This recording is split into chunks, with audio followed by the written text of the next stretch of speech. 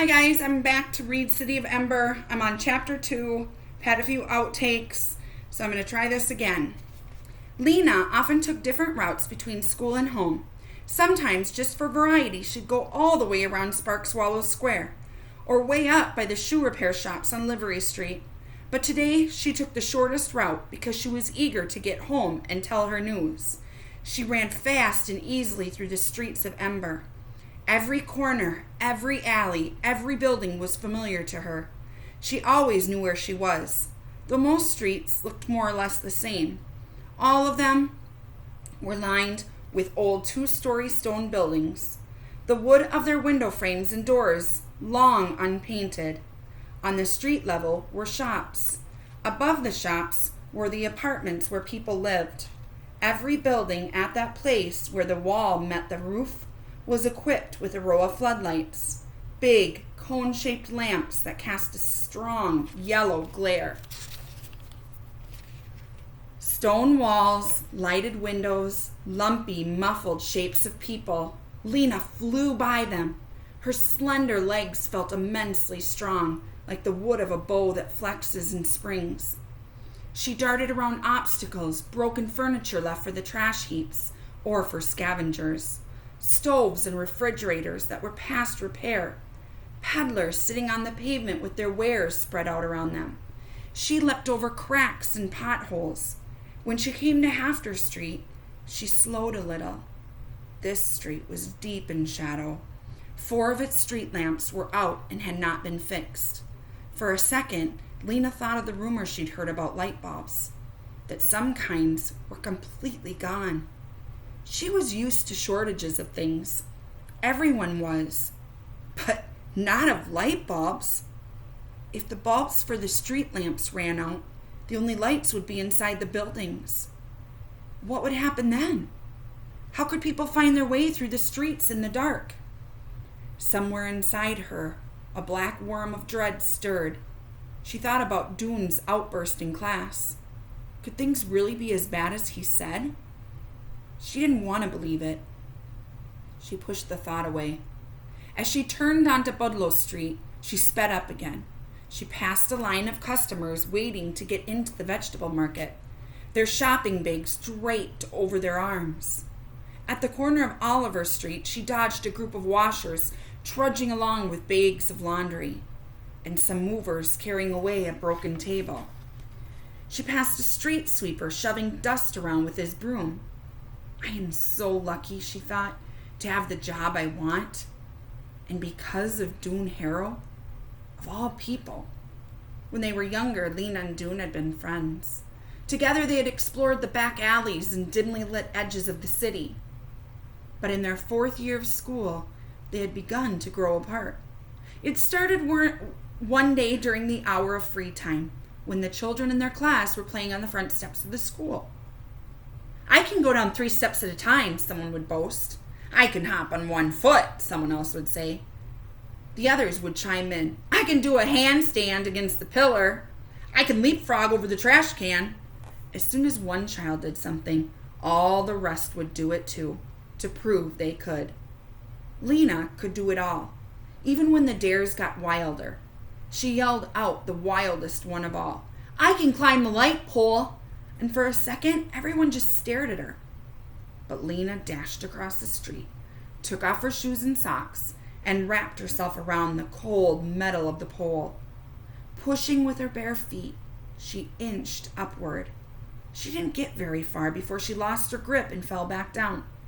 The children laughed. So did she. I didn't say I'd climb to the top, she explained. I just said I'd climb it. The others swarmed forward to try. Lizzie wouldn't take off her socks. Her feet were too cold, she said. So she kept sliding back. 40 Penn wasn't strong enough to get more than a foot off the ground. Next came Doon. He took his shoes and socks off and placed them neatly at the foot of the pole. Then he announced, in a serious way, I'm going to the top. He clasped the pole and started upward, pushing with his feet, his knees sticking out to the sides. He pulled himself upward, pushed again. He was higher now than Lena had been. But suddenly his hand slid and he came plummeting down. He landed on his bottom with his legs poking up in the air, and Lena laughed. She shouldn't have. He might have been hurt, but he looked so funny that she couldn't help it. He wasn't hurt. He could have jumped up, grinned, and walked away, but Doon didn't take things lightly. When he heard Lena and the others laughing, his face darkened. His temper rose in him like hot water. "Don't you dare laugh at me," he said to Lena. "I did better than you did. That was a stupid idea anyway. A stupid, stupid idea to climb that pole." And as he was shouting, red in the face, their teacher, Mrs. Polster, came out onto the steps and saw him. She took him by the shirt collar to the school director's office, where he got a scolding he didn't think he deserved. After that day, Lena and Doon barely looked at each other when they passed in the hallway. At first, it was because they were fuming about what happened. Doon didn't like being laughed at. Lena didn't like being shouted at. After a while, the memory of the light pole incident faded, but by then, they had gotten out of the habit of friendship. By the time they were 12, they knew each other only as classmates. Lena was friends with Vindy Chance, Orly Gordon, and most of all, red-haired Lizzie Biscoe, who could run almost as fast as Lena and could talk 3 times faster. Now, as Lena sped toward home, she felt immensely grateful to Doon and hoped he'd come to no harm in the pipeworks. Maybe they'd be friends again. She'd like to ask him about the pipeworks. She was curious about it. When she got to Greystone Street, she passed Clary Lane, who was probably on her way to the greenhouses. Clary waved to her and called out, "What job?" And Lena called back, "Messenger," and ran on. Lena lived in Quilliam Square, over the yarn shop run by her grandmother. When she got to the shop, she burst in the door and cried, "Granny, I'm a messenger!" Granny's shop had once been a tidy place, where each ball of yarn and spool of thread had its spot in the cubby holes that lined the walls. All the yarn and thread came from old clothes that had gotten too shabby to be worn. Granny unraveled sweaters and picked apart dresses and jackets and pants. She wound the yarn into balls and the thread onto spools, and people bought them to use in making new clothes. These days, the shop was a mess. Long loops and strands of yarn dangled out of the cubby holes, and the browns and grays and purples were mixed in with the ochras and olive greens and dark blues. Granny's customers often had to spend half an hour unsnarling the rust-red yarn from the mud brown, or trying to fish out the end of a thread from a tangled wad. Granny wasn't much help. Most days she just dozed behind the counter in her rocking chair. That's where she was when Lena burst in with her news. Lena saw that Granny had forgotten to knot up her hair that morning. It was standing out from her head in a wild white frizz. Granny stood up, looking puzzled. "You aren't a messenger, dear. You're a schoolgirl," she said. "But Granny, today was assignment day. I got my job, and I'm a messenger." Granny's eyes lit up, and she slapped her hand down on the counter. "I remember," she cried. "Messenger, that's a grand job. You'll be good at it." Lena's little sister toddled out from behind the counter on unsteady legs. She had a round face and round brown eyes. At the top of her head was a sprig of brown hair tied up with a scrap of red yarn. She grabbed onto Lena's knees. Wanna, she said. Lena bent over and took the child's hands. "Poppy, your big sister got a good job. Are you happy, Poppy? Are you proud of me?" Poppy said something that sounded like, "Happy, happy, happy." Lena laughed, hoisted her up, and danced with her around the shop. Lena loved her little sister so much that it was like an ache under her ribs. The baby and Granny were all the family she had now. 2 years ago, when the coughing sickness was raging through the city again. Her father had died. Some months later, her mother, giving birth to Poppy, had died too. Lena missed her parents with an ache that was as strong as what she felt for Poppy. Only it was a hollow feeling instead of a full one. "When do you start?" asked Granny.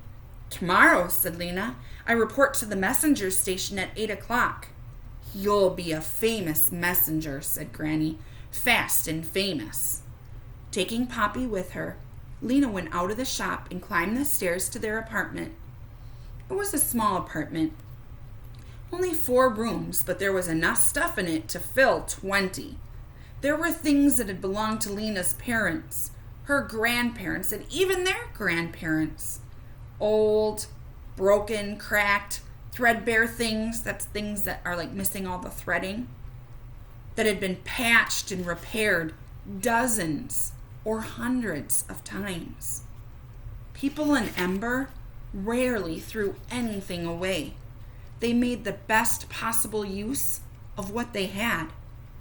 In Lena's apartment, layers of worn rugs and carpets covered the floor, making it soft but uneven underfoot. Against one wall squatted a sagging couch with round wooden balls for legs. And on the couch were blankets and pillows, so many that you had to toss them on the floor before you could sit down. Against the opposite wall stood 2 wobbly tables that held a clutter of plates and bottles, cups and bowls, unmatching forks and spoons, little piles of scrap paper, bits of string wound up in untidy wads, and a few stubby pencils. There were 4 lamps, 2 tall ones that stood on the floor, and 2 short ones that stood on tables. And in uneven lines up near the ceiling were hooks that held coats and shawls and nightgowns and sweaters, shelves that held pots and pans, jars with unreadable labels, and boxes of buttons and pins and tacks. I can just imagine all that stuff.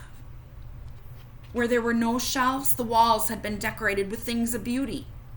A label from a can of peaches, a few dried yellow squash flowers, a strip of faded but still pretty purple cloth. There were drawings too. Lena had done the drawings out of her imagination. They showed a city that looked somewhat like Ember, except that its buildings were lighter and taller and had more windows. One of the drawings had fallen to the floor. Lena retrieved it and pinned it back up. She stood for a minute and looked at the pictures. Over and over, she'd drawn the same city. Sometimes she drew it as seen from afar. Sometimes she chose one of its buildings and drew it in detail. She put in stairways and street lamps and carts. Sometimes she tried to draw the people who lived in the city, though she wasn't good at drawing people. Their heads always came out too small, and their hands looked like spiders. One picture showed a scene in which the people of the city greeted her when she first arrived. The first person they had ever seen to come from elsewhere. They argued with each other about who should be the first to invite her home. Lena could see this city so clearly in her mind, she almost believed it was real. She knew it couldn't be, though. The book of the City of Ember, which all children studied in school, taught otherwise. The City of Ember was made for us long ago by the builders, the book said. It is the only light in the dark world. Beyond Ember, the darkness goes on forever in all directions. Lena had been to the outer border of Ember. She'd stood at the edge of the trash heaps and gazed into the darkness beyond the city, the unknown regions. No one had ever gone far into the unknown regions, or at least no one had gone far and returned. And no one had ever arrived in Ember from the unknown regions either. As far as anyone knew, The darkness did go on forever.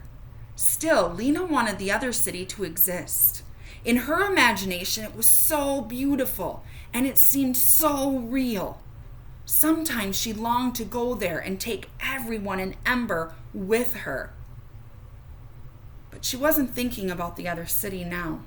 Today, she was happy to be right where she was. She set Poppy on the couch.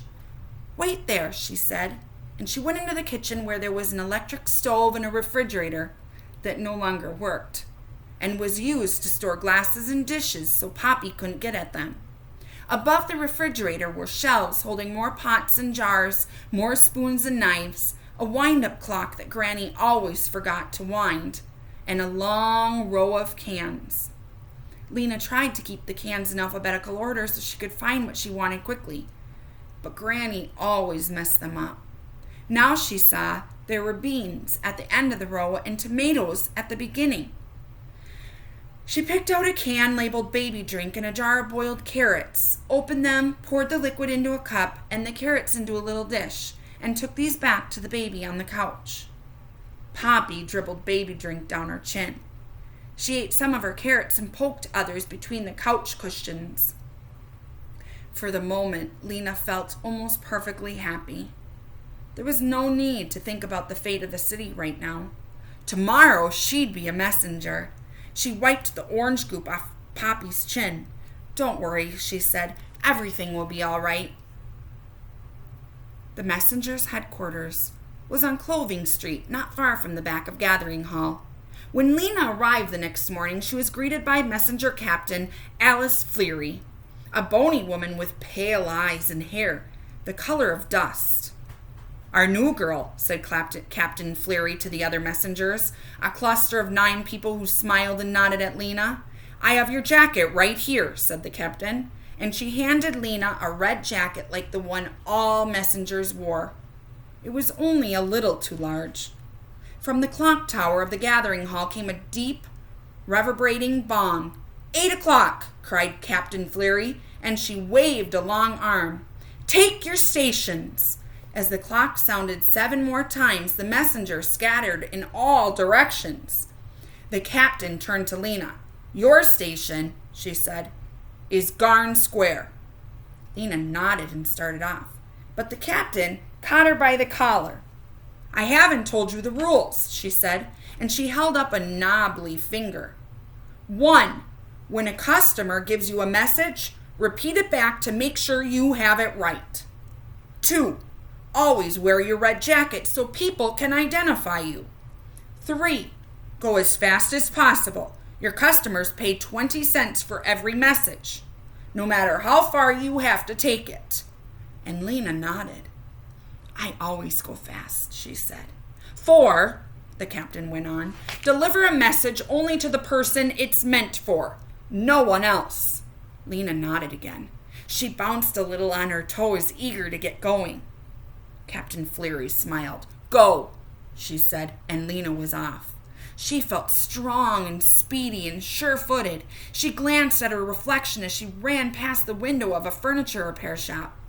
She liked the look of her long dark hair flying out behind her, her long legs in their black socks, and her flapping red jacket. Her face, which had never seemed especially remarkable, looked almost beautiful because she looked so happy. As soon as she came into Garn Square, a voice cried, "Messenger!" her first customer. It was old Natty Preen, calling to her from the bench where he always sat. "This one goes to Ravenet Parsons, 18 Silverton Square," he said. "Bend down." She bent down so that her ear was close to his whiskery mouth. The old man said in a slow, hoarse voice, "My stove is broke. Don't come for dinner. Repeat." Lena repeated the message. "Good," said Natty Preen. He gave Lena 20 cents and she ran across the city to Silverton Square. There she found Ravenet Parsons also sitting on a bench. She recited the message to him. "Old turnip head," he growled. "Lazy old flea face. He just doesn't feel like cooking." No reply. Lena ran back to Garden Square, passing a group of believers on the way. They were standing in a circle, holding hands, singing one of their cheerful songs. It seemed to Lena there were more believers now than ever these days. What they believed in she didn't know, but it must make them happy. They were always smiling. Her next customer turned out to be Mrs. Polster, the teacher of the 4th year class. In Mrs. Polster's class, they memorized passages from the book of the City of Ember every week. Mrs. Polster had charts on the walls for everything, with everyone's name listed. If you did something right, she made a green dot by your name. If you did something wrong, she made a red dot. What you need to learn, children, she always said in her resonant, precise voice, is the difference between right and wrong in every area of life. And once you learn the difference, here she would stop and point to the class, and the class would finish the sentence. You must always choose the right. In every situation, Mrs. Polster knew what the right choice was. Now here was Mrs. Polster again, looming over Lena and pronouncing her message. To Anisette Lafrand, 39 Hum Street, as follows, she said. My confidence in you has been seriously diminished since I heard about the disreputable activities in which you engaged on Thursday of last. Please repeat. It took 3 tries for Lena to get this right.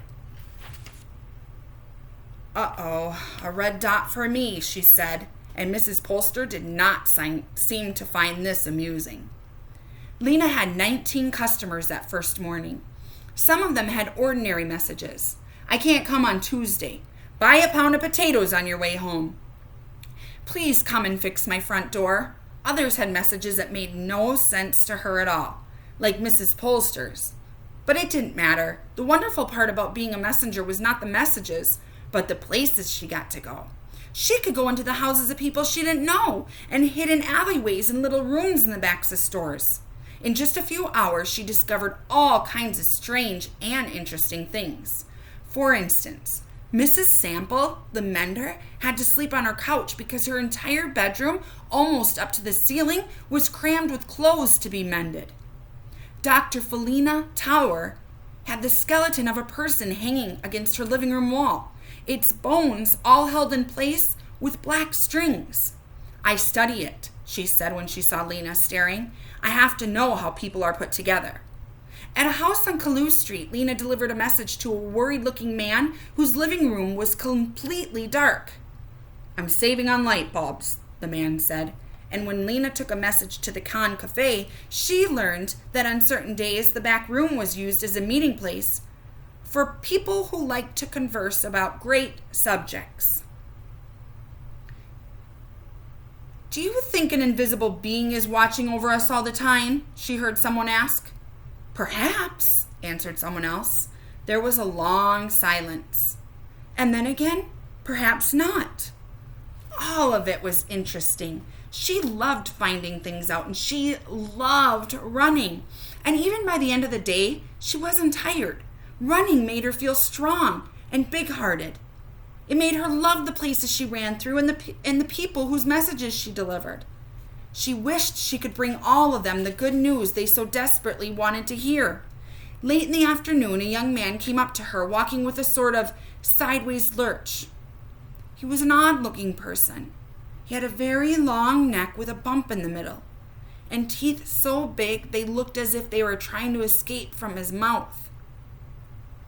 His black, bushy hair stuck out from his head in untidy tufts. I have a message for the mayor at the gathering hall, he said, and he paused to let the importance of this be understood. The mayor, he said. Did you get that? I got it, said Lena. All right, listen carefully. Tell him, delivery at 8 from Looper. Repeat it back. Delivery at 8 from Looper, Lena repeated. It was an easy message. All right, no answer required. And he handed her 20 cents and she sprinted away. The gathering hall occupied one entire side of Harkin Square, which was the city's central plaza. The square was paved with stone. It had a few benches bolted to the ground here and there, as well as a couple of kiosks for notices. Wide steps led up to the gathering hall, and fat columns framed its big door. The mayor's office was in the gathering hall. So were the offices of the clerks, who kept track of which buildings had broken windows, what street lamps needed repair, and the number of people in the city. There was the office of the timekeeper, who was in charge of the town clock. And there were offices for the guards who enforced the laws of Ember, now and then putting pickpockets or people who got into fights into the prison room, a small one-story structure with a sloping roof that jutted out from one side of the building. Lena ran up the steps and through the door into a broad hallway. On the left was a desk, and at the desk sat a guard. "Barton Snood, assistant guard," said a badge on his chest. He was a big man with wide shoulders, brawny arms, and a thick neck. But his head looked as if it didn't belong to his body. It was small and round and topped with a fuzz of extremely short hair. His lower jaw jutted out and formed a little from side to side, as if he were chewing on something when it moved. When he saw Lena, his jaw stopped moving for a moment, and his lips curled upward in a very small smile. "Good day," he said. "What business brings you here today?" "I have a message for the mayor." "Very good, very good." Barton Snood heaved himself to his feet. "Step this way." He led Lena down the corridor and opened a door marked "Reception Room." "Wait here, please," he said. "The mayor is in his basement office on private business, but he will be up shortly." Lena went inside. "I'll notify the mayor," said Barton Snood. "Please have a seat. The mayor will be right with you, or pretty soon." He left, closing the door behind him. A second later, the door opened again, and the guard's small, fuzzy head reappeared. "What is the message?" he asked. "I have to give it to the mayor in person," said Lena. Of course, said the guard. The door closed again. He doesn't seem very sure about things, Lena thought. Maybe he's new at his job. The reception room was shabby, but Lena could tell that it had once been impressive. The walls were dark red with brownish patches where the paint was peeling away. In the right-hand wall was a closed door. An ugly brown carpet lay on the floor, and on it stood a large armchair covered in itchy-looking red material, and several smaller chairs. A small table held a teapot and some cups, and a larger table in the middle of the room displayed a copy of the Book of the City of Ember, lying open as if someone were going to read from it. Portraits of all the mayors of the city since the beginning of time hung on the walls, staring solemnly from behind pieces of old window glass. Lena sat in the big armchair and waited. No one came. She got up and wandered around the room. She bent over the Book of the City of Ember and read a few sentences. The citizens of Ember may not have luxuries, but the foresight of the builders who filled the storerooms at the beginning of time has ensured that they will always have enough, and enough is all that a person of wisdom needs. She flipped a few pages. The gathering hall clock, she read, measures the hours of night and day. It must never be allowed to run down. Without it, how would we know when to go to work and when to go to school? How would the light director know when to turn the lights on and when to turn them off again? It is the job of the timekeeper to wind the clock every week and to place the date sign in Harkin Square every day. The timekeeper must perform these duties faithfully. I'm on page 34. I'm getting closer to finishing chapter 2. It's a long read, so I'm going to pause for now, get a little drink, and let you take a break. And I hope you're enjoying chapter 2 of City of Ember.